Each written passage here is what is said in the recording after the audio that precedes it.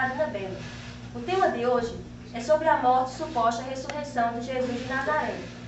Apresentaremos a seguir uma reportagem feita durante o fim de semana em que Jesus morreu dolorosamente na cruz de Calvário. O corpo daquele que se proclamou Deus foi colocado em um túmulo emprestado. O túmulo foi lacrado com uma pedra enorme e selado com um distintivo romano. Tocar naquele selo significava assinar a própria sentença de morte. No entanto, alguém mexeu naquele selo e o corpo de Jesus nunca mais foi encontrado. Voltemos mais de 2000 anos no tempo.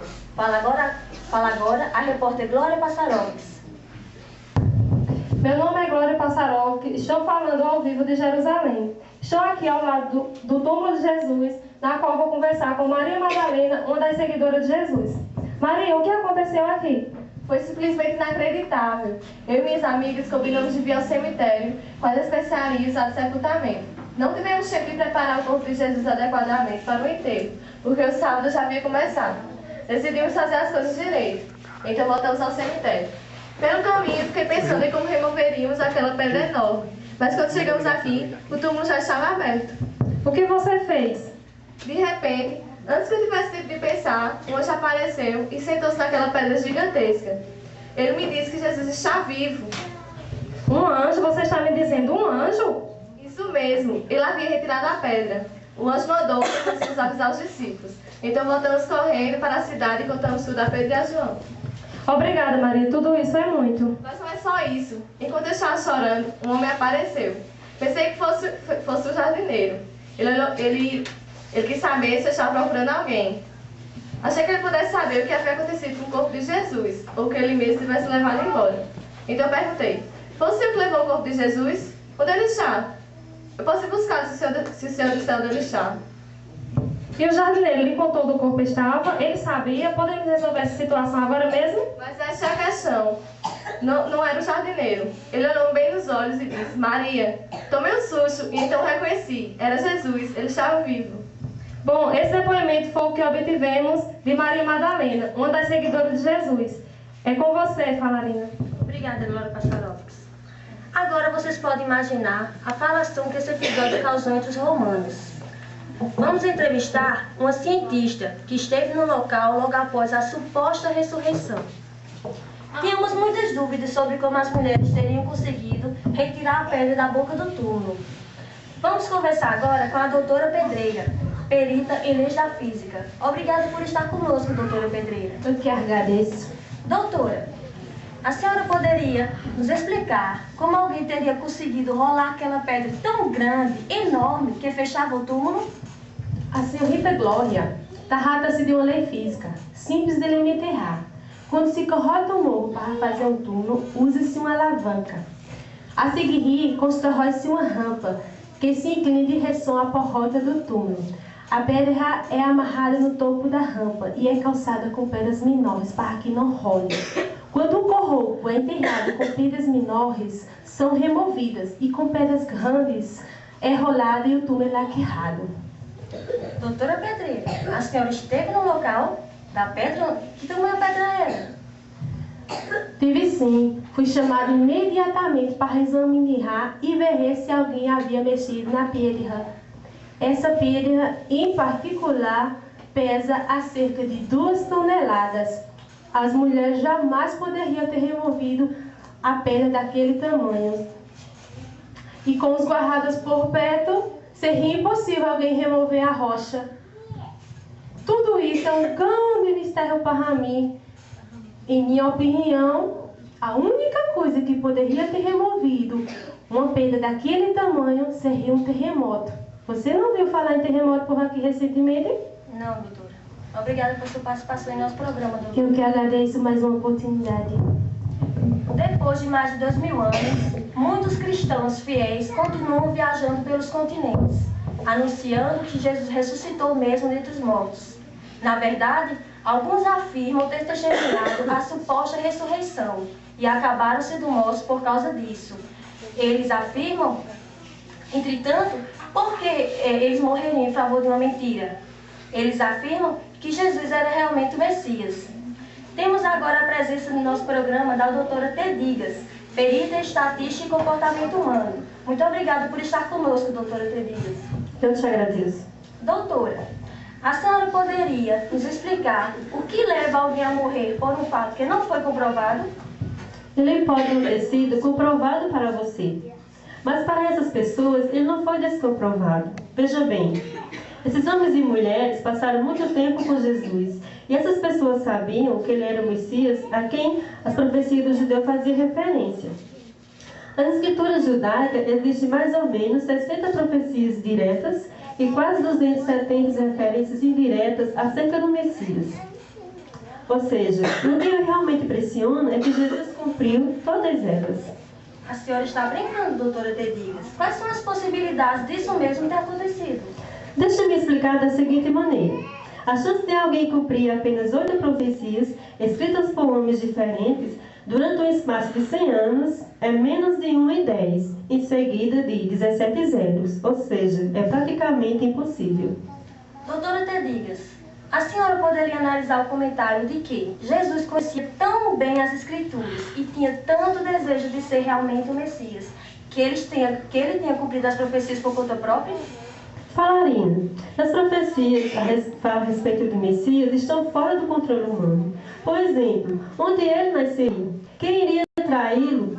A quanto em dinheiro que o traidor receberia? E assim por diante. Não vejo como um homem poderia controlar o cumprimento dessas profecias. Não, minha gente, é humanamente impossível. Obrigada pela sua participação, doutora Pedro.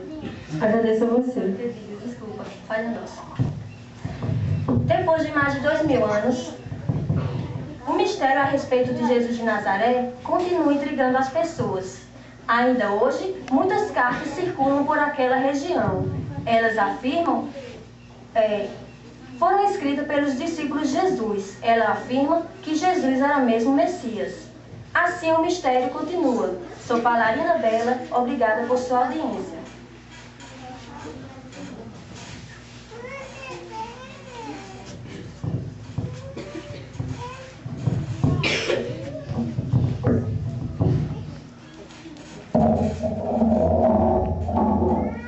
Algumas pessoas que, infelizmente, ainda hoje em dia, não creem na ressurreição do Senhor Jesus.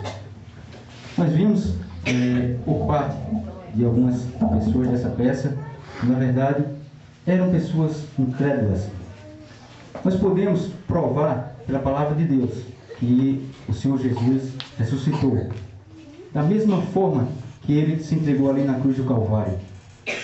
Ele esteve todos aqueles momentos, teve todos os momentos de sofrimento, mas quando partiu para o seu túmulo, as pessoas, principalmente os romanos, o Império Romano que queria tanto destruir a Jesus Cristo, que não queria saber se o Senhor era o Messias. Os judeus não queriam, na verdade, acreditar nas palavras que o Senhor Jesus vinha falando. Nas palavras que o Senhor Jesus vinha pregando para converter as pessoas. E quando aconteceu a notícia do Senhor Jesus ter ressurgido, ter ressuscitado, muitas pessoas não creram nisso. As pessoas não acreditavam que um homem, por ter sofrido todas aquelas coisas que ele passou, todo aquele sofrimento, tudo aquilo, todas aquelas humilhações, e morreu, não poderia ressuscitar. É humanamente impossível, aos olhos humanos, a gente entender como um homem pode ter ressuscitado. Mas, biblicamente, é possível a gente entender que Jesus Cristo, ele teve esse poder de vencer a morte. Eu acredito que nenhum ser humano teve o poder de vencer a morte, a não ser o Senhor Jesus, pela sua ressurreição. Ele apareceu a mais de 500 pessoas. Não foi um aparecimento de uma forma, apenas uma imagem, mas sim, ele apareceu em carne e osso. Ele apareceu como um homem normal. E foi daí que os discípulos e várias pessoas começaram a crer que Jesus Cristo teria ressuscitado. ele demonstrou o seu grandioso poder de ter vencido a morte, de ter passado por essa fase que nós, seres humanos, não podemos realmente ter poder sobre a morte e, na verdade, vencê-la. A partir do momento que nós tomamos uma decisão, a gente pode ter o poder de saber que a morte não vai ter poder sobre nossas vidas espirituais. Nós vamos passar realmente dessa fase de vida, mas o Senhor Jesus, ele demonstrou que teve poder sobre isso, sobre a morte, a ponto de estar fisicamente, novamente, aqui na terra. Que Deus abençoe a cada um de nós, que essa mensagem possa tocar em nossos corações e possa ter falado grandemente, para que a gente possa entender que o Senhor Jesus, ele é o Todo-Poderoso, ele pode salvar almas. Amém? Amém. Que o Senhor depositou ali na cruz por cada um de nós.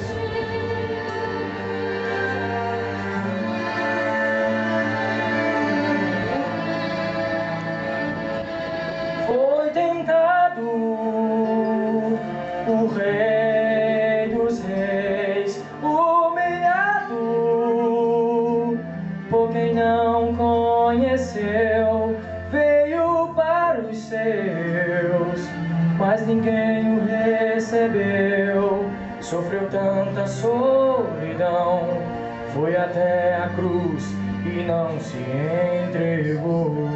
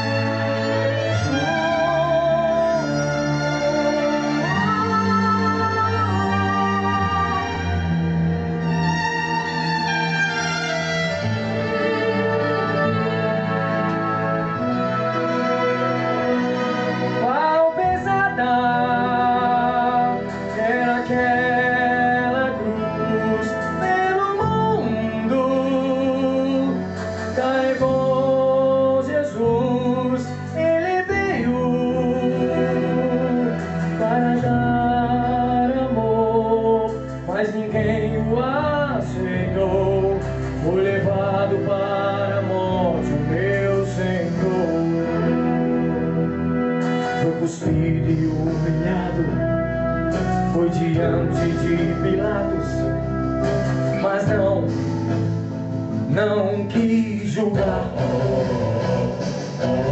Foi levado para Herodes, nem Herodes o condenou, pois eles não sabiam que esse homem veio ao mundo por amor, por amor, por amor, por amor, por amor, só por amor. A minha paz vos deixo, a minha paz vos dou, por amor, só por amor, por amor, por amor.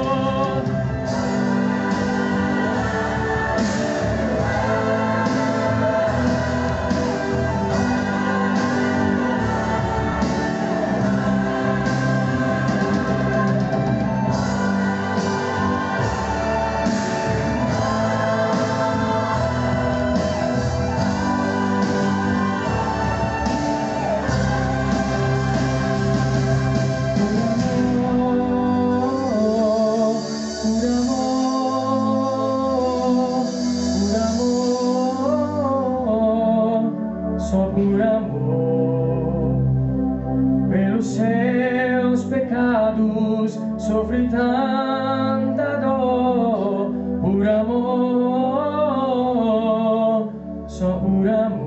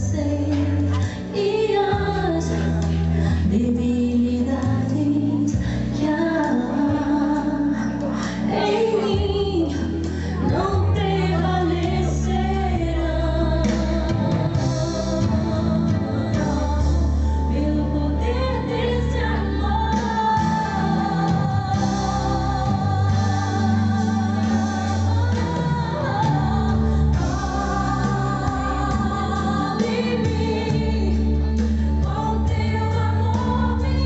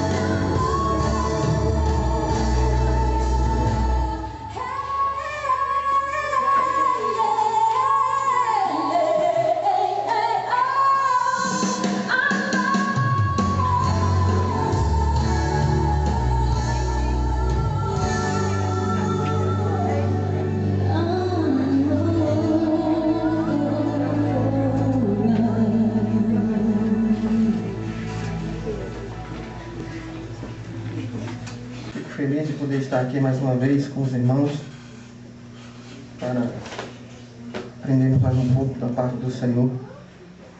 Eu só venho aqui em dia de festa, né? Todo tempo que tem festa a gente está aqui. Se me convidar para as festas, eu faço questão de vir. Né? Festa é comigo mesmo. Um dia eu fui convidado a pregar numa igreja. Eu acredito que o culto ele é um todo.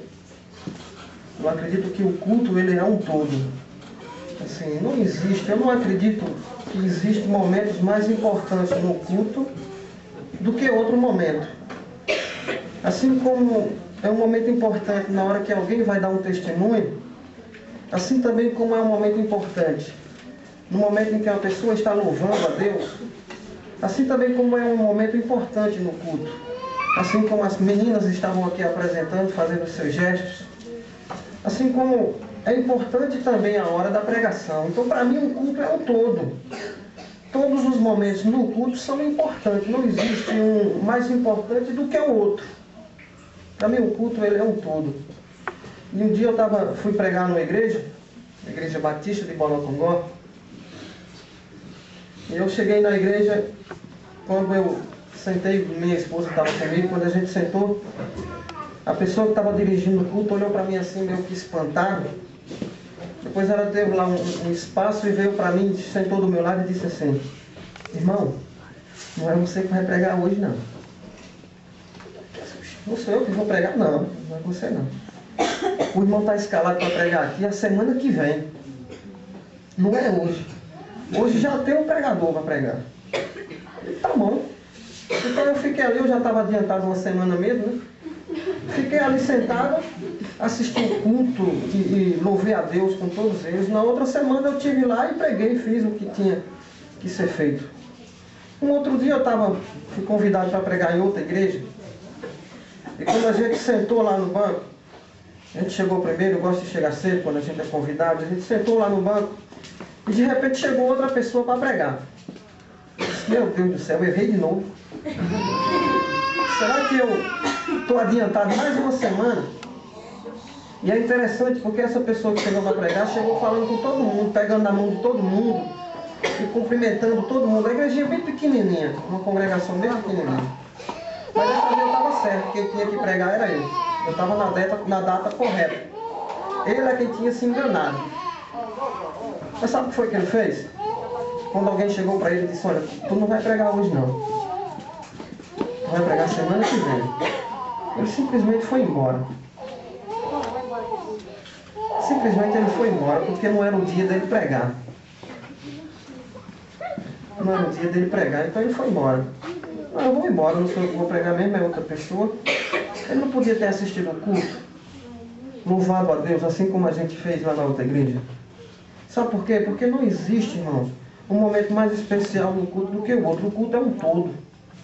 Não existe razão da gente estar dentro do culto se levantando. Indo lá fora, está um frio aqui grande, mas se você for lá fora, fica com mais frio ainda. Fica mais um pouquinho na igreja, porque afinal de contas a gente está aqui para adorar a Deus. Ao nosso Deus, Criador dos céus e da terra, aquele que nos salvou, nos tirou lá do lamaçal do pecado, transformou a nossa vida. Se tiver calor, eu aguento mais um pouco. Se tiver frio, eu aguento mais um pouco, porque eu estou aqui, eu saí de casa para adorar ao meu Deus, para louvar ao meu Deus. Não saí de casa para perder tempo. Saí de casa com um objetivo, que é adorar ao nosso Deus, que é digno de ser louvado. Então, eu peço aos irmãos nesse instante, todo mundo presta atenção. Eu quero assim, a maior atenção possível, porque afinal de contas nós estamos aqui para aprender a respeito da palavra de Deus, daquele que criou o universo, o sustentador de todas as coisas, está aqui no nosso meio. É para Ele que a gente está fazendo esse culto nessa noite. O máximo de referência que a gente puder ter, ainda será pouco, pelo que Ele tem feito em nossas vidas. Amém? Amém. Eu queria ler um texto com os irmãos, em Lucas, o capítulo é o capítulo 17 do livro de Lucas.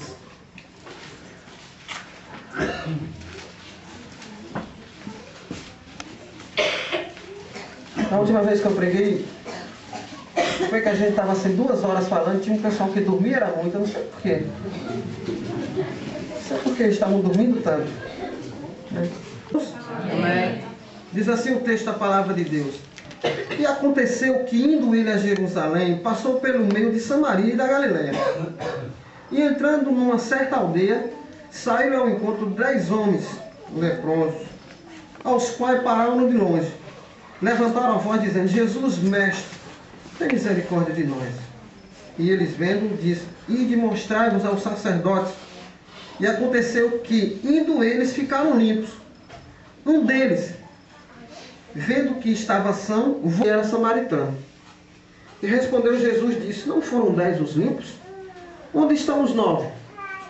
Não houve quem voltasse para dar glória a Deus, senão esse estrangeiro, e disse: levanta-te e vai, a tua fé te salvou. Que Deus possa aplicar esse texto lido em nossos corações. Todos nós conhecemos esse texto, a história de que Jesus curou os leprosos. Todos nós temos conhecimento a respeito desse texto. E quando nós lemos esse texto, nós muitas vezes pensamos apenas no milagre de Jesus. E é verdade, todas as pessoas que procuraram Jesus, todas as pessoas que vão até Jesus, eles saem com a sua vida transformada. Alguma coisa acontece na vida daqueles que buscam ao Senhor, de uma forma ou de outra. Eu me lembro de uma irmã lá da nossa igreja que ela disse que ninguém pregou para que ela pudesse se converter. Sabe como foi que ela se converteu? Lendo as Escrituras. Ela era da igreja católica e começou a ter curiosidade em descobrir as coisas a respeito de Jesus. Ela disse que quando terminou o livro de Mateus, ela já estava convertida. Ninguém chegou para ela e falou de Jesus. Ninguém pregou uma mensagem para ela. Ela não viu uma mensagem como vocês estão ouvindo hoje. Simplesmente ela pregou, porque ela foi até Jesus. Todas as pessoas que procuram a Jesus, todas as pessoas que vão até Jesus, um milagre acontece em suas vidas. O milagre maior que Jesus já fez em nossas vidas foi nos dar a salvação. Lá na cruz do Calvário, Ele derramou o sangue por mim e por você. E é impressionante que nesse texto a gente exalta muito essa questão do milagre que Jesus fez na vida desses 10 leprosos.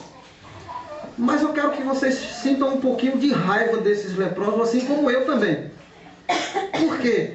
Porque quando eles estavam precisando de Jesus, quando eles estavam com a sua pele, que as pessoas não conseguiam chegar perto, eles gritaram por Jesus. Jesus ia passando de longe e eles gritaram por Jesus: tem misericórdia de nós, resolve o meu problema, resolve a minha situação. Jesus, vendo eles de longe, os amou e disse: eu quero dizer uma coisa para vocês, vão até o sacerdote, porque assim tinha que ser feito. Quem recebia a cura de um leproso, o leproso não podia se aproximar das pessoas, para que a enfermidade não chegasse até as outras pessoas. Tinha um local onde eles ficavam separados da sociedade. Então eles foram até o sacerdote. Quando eles chegam no sacerdote, alguns deles já percebem que estão limpos.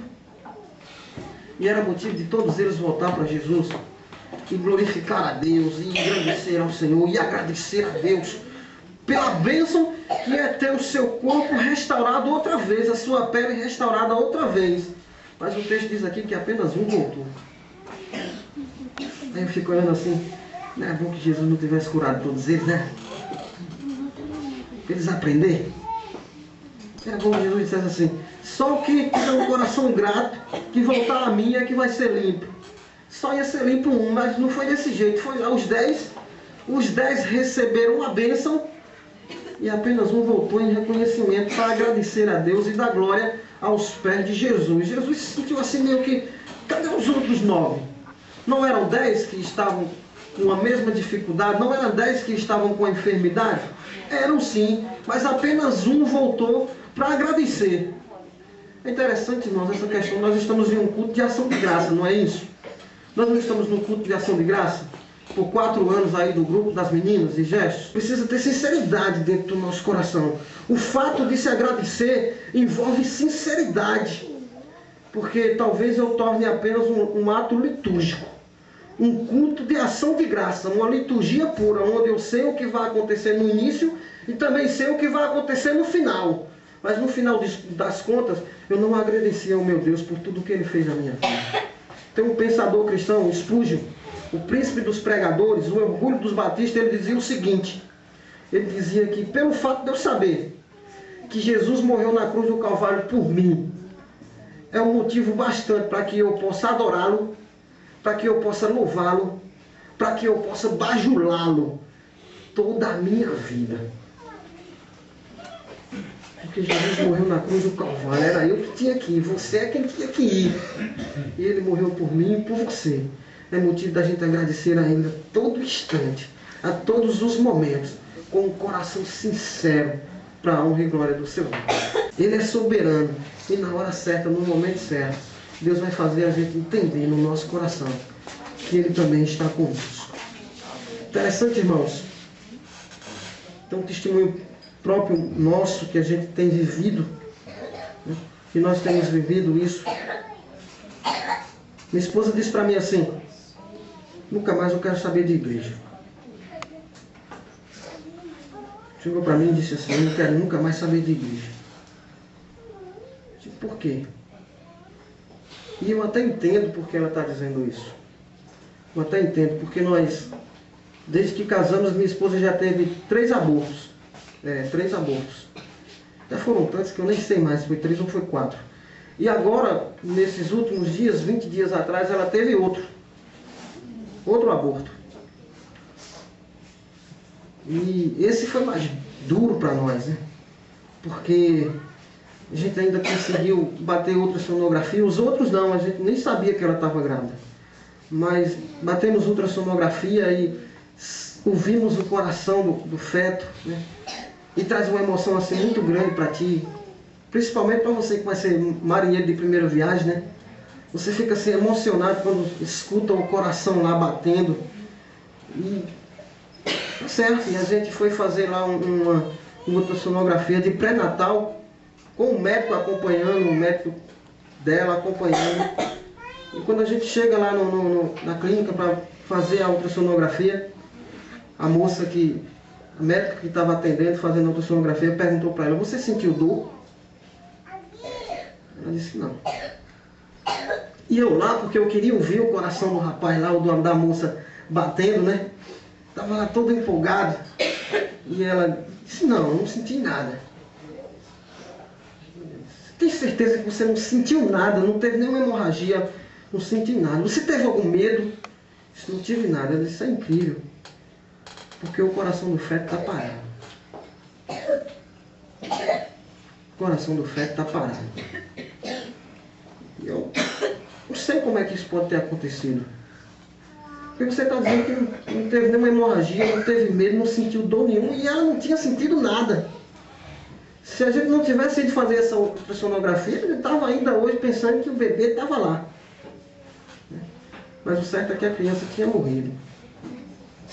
E é o quarto. E ela disse para mim, depois quando a gente saiu, ela chorando e eu me segurando também, né? Porque a gente né? Não pode mostrar assim que está chorando, todo duro lá, se segurando. E ela disse assim, por que Deus fez isso comigo? Porque eu pedi para Deus, Senhor, se é para me perder de novo, não permite que eu engravide. E Deus permitiu que eu engravidasse e eu perdi outra vez. Por que Deus fez isso comigo? No outro dia a gente levou ela para o hospital para fazer coretagem, uma coisa assim, né? Para tirar o feto. E fazer um exame no feto para descobrir lá o que é. E essa coisa toda.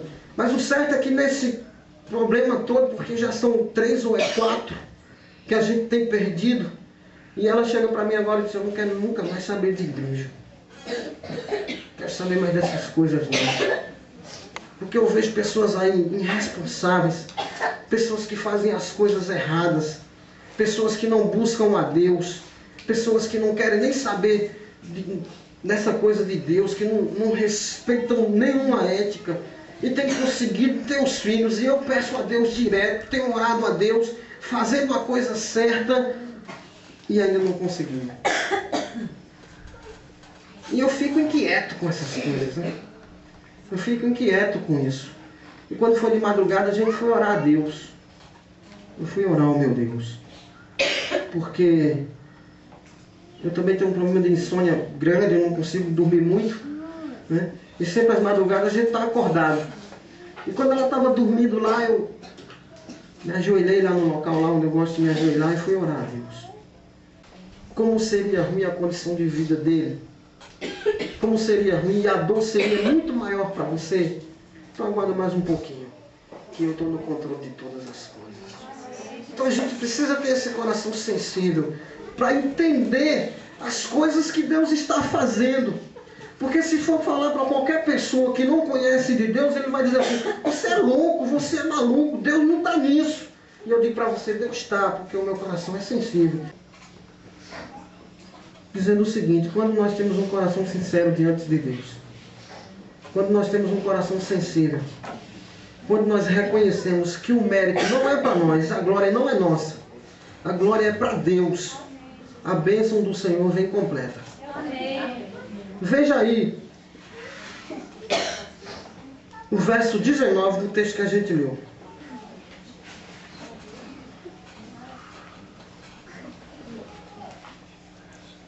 Foram 10 os leprosos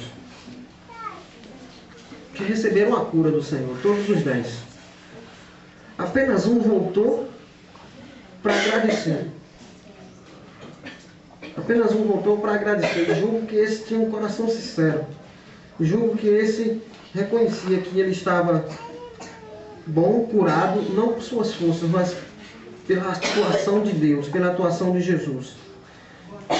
Julgo que aquele também tinha um coração sensível, ao ponto de no meio do caminho voltar e dizer: não, eu vou agradecer a ele. Porque se eu estou assim, foi a atuação dele, ele quem fez. Os outros 9 foram curados, não foram? Também foram embora. Perderam uma parte melhor. Veja o verso 19, o que é que diz. Disse-lhe Jesus: levanta-te e vai, porque a tua fé te salvou. Deus atuou nos 10, mas apenas um foi salvo. Apenas um recebeu a cura e recebeu a salvação. Quando nós temos um coração sensível, temos um coração sincero, reconhecemos que é Deus quem tem feito acontecer, a bênção vem completa. Recebeu a cura e também recebeu a salvação, que é mais importante do que todas as coisas. Que Deus possa continuar nos abençoando. Amém. O grupo de coreografia Getsemo, da Igreja Pentecostal do Brasil, não é isso? Que Deus abençoe também as irmãs, que Deus possa sempre capacitar e dar sabedoria às irmãs. E o grupo que já foi embora também, que Deus abençoe grandemente, que nós possamos orar em prol desse. E para finalizar, eu vou pedir a Daniele e... Só um minutinho. Tá certo. Então, Deus abençoe grandemente, ricamente aqueles também. Quero agradecer também aos que nos visitam aqui, os que vieram até aqui, não para ouvir, não para realmente vir no plano do tempo, da igreja, e sim, mas aqueles que vieram participar um pouco e ouvir um pouco da palavra do Senhor, daquilo que Deus tem preparado para o seu coração.